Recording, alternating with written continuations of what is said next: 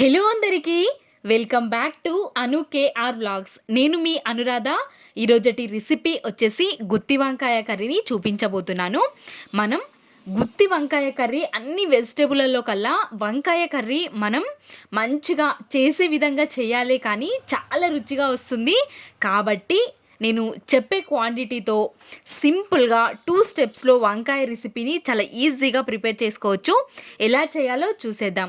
ముందుగా ఒక బౌల్లోకి మనం వాటర్ని తీసేసుకొని కాస్తంత ఉప్పుని యాడ్ చేసుకొని ఇప్పుడు మనం 4 భాగాలుగా వంకాయల్ని కట్ చేసేసుకొని తీసేసుకోవాలి. ఇక్కడ చూపిస్తున్న విధంగా మనం వంకాయల్ని కట్ చేసుకొని తీసేసుకోవాలి. ఇప్పుడు స్టవ్ ఆన్ చేసుకొని స్టవ్ పైకి ఒక గిన్నెని పెట్టేసుకొని ఒక 4 to 5 టేబుల్ స్పూన్స్ వరకు ఆయిల్ని యాడ్ చేసేసుకొని మనం 4 భాగాలుగా కట్ చేసి పెట్టుకున్న వంకాయలన్నిటినీ యాడ్ చేసేసి ఫ్రై చేసుకోవాలి. కాస్తంత ఆయిల్ అనేది ఎక్కువగానే పడుతుంది. 4 to 5 టేబుల్ స్పూన్స్ వరకు ఆయిల్ని యాడ్ చేసేసుకొని స్పీడ్గా ఫ్రై అయిపోతాయి వంకాయలు. ఇలా మొత్తం టర్న్ చేస్తూ ఫ్రై చేసుకొని పక్కకి తీసేసుకోవాలి. ఈ ఆయిల్ ఇప్పుడు మనకి కర్రీ చేసుకోవడానికి యూజ్ అవుతుంది. మిక్సీ జార్ని తీసుకొని అందులోకి ఒక చిన్న ముక్క చెక్క, 2 లవంగాలు, ఒక బిర్యానీ ఆకు, 2 ఎండుమిర్చి, అదేవిధంగా ఒక టేబుల్ స్పూన్ వరకు నువ్వులు, ఒక టేబుల్ స్పూన్ వరకు పల్లీలు,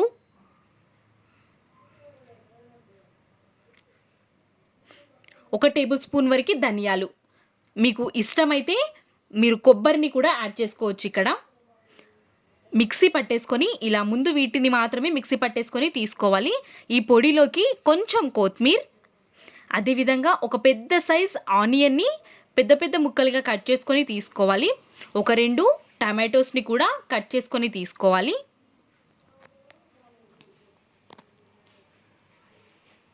ఇప్పుడు ఇందులోకి ఫ్రెష్గా పట్టి పెట్టుకున్న ఒక స్పూన్ వరకు అల్లం వెల్లుల్లి పేస్ట్ని కూడా యాడ్ చేసుకోవాలి. రుచికి సరిపడా కారం, రుచికి సరిపడా సాల్ట్. నేను 1 టేబుల్ స్పూన్ వరకు కారం యాడ్ చేసుకున్నాను. ఒక 1/2 టేబుల్ స్పూన్ ఉప్పుని యాడ్ చేసేసుకొని కొంచెం పసుపుని కూడా యాడ్ చేసేసుకొని వీటన్నిటిని ఇప్పుడు వాటర్ ఏమీ లేకుండా మెత్తటి పేస్ట్ లాగా చేసుకొని తీసుకోవాలి. ఇక్కడ చూపిస్తున్న విధంగా ఇలా మెత్తగా అయిపోవాలి పేస్ట్ అనేది. ఇప్పుడు వీటిని పక్కకి పెట్టేసుకొని మనం కడాయిలో ఫ్రై చేసుకున్న కడాయిలోనే ఆయిల్ మిగిలి ఉంది కాబట్టి అందులోకి ఇప్పుడు ఒక 1/2 టేబుల్ స్పూన్ వరకు జీలకర్ర వేగిన తర్వాత మనం పట్టి పెట్టుకున్న పేస్ట్ని డైరెక్ట్గా యాడ్ చేసేసుకోవడమే. ఇలా మొత్తం పేస్ట్ అంతటిని మనం ఆయిల్లో వేసేసుకొని మీకు కావాలి అనిపిస్తే ఇంకా కొంచెం ఆయిల్ని కూడా యాడ్ చేసుకోవచ్చు. ఇక్కడ నాకు ఫ్రై చేసిన ఆయిలే సరిపోతుంది. మొత్తం పేస్ట్ అంతటిని ఇక్కడ యాడ్ చేసేసుకొని మంచిగా మిక్స్ చేస్తూ అడుగంటనివ్వకుండా, ఎంత మంచిగా మనం ఈ పేస్ట్ని ఫ్రై చేసుకుంటే అంత టేస్టీగా వస్తుంది కర్రీ అనేది. కాబట్టి మంచిగా ఫ్రై అయ్యేంత వరకు మధ్యలో కలుపుతూ అడుగంటనివ్వకుండా మంచిగా ఫ్రై చేసుకోవాలి.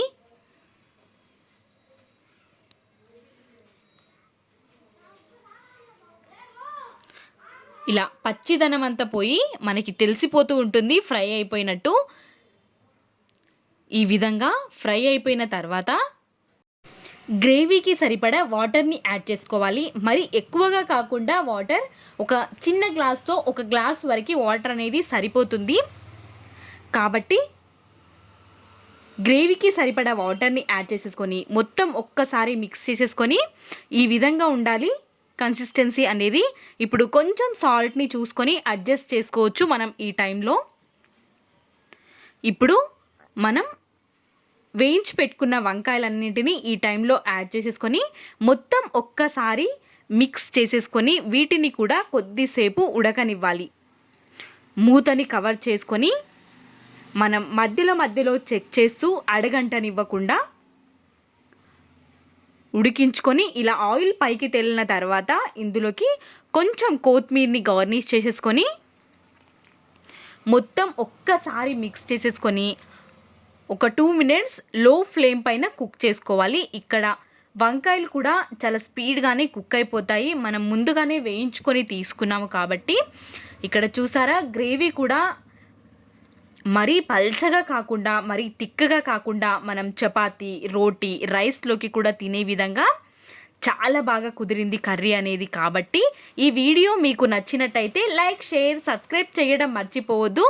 ఇలాంటి మరెన్నో రెసిపీస్ మన ఛానల్‌లో ఉన్నాయి కాబట్టి ఒక్కసారి మన ఛానల్‌ని విజిట్ చేసి సబ్స్క్రైబ్ చేయడం మర్చిపోవద్దు. Thanks for watching.